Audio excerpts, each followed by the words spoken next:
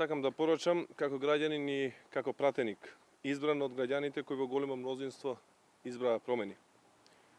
Во Македонија ќе има правда за сите. Заврши времето на насилие.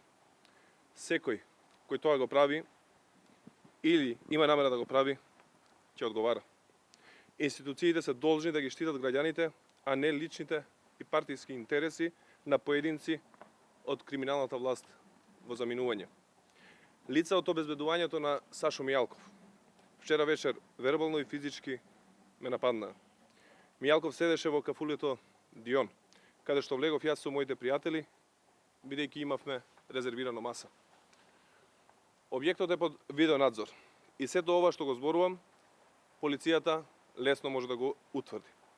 Десетина лица кои седеа на масата со Мијалков дојдоа до нас и побараа од мене да го напуштам местото затоа што сум бил непожелен. Таму имало приватна забава.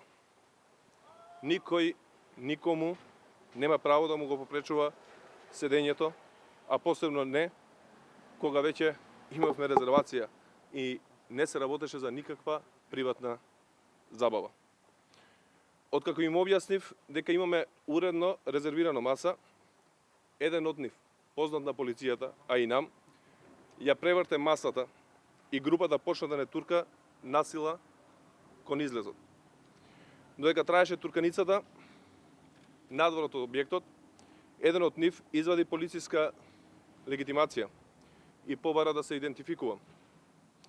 Додека ја вадев личната карта да му ја покажам, друго лице од позади ме нападна физички во пределот на главата.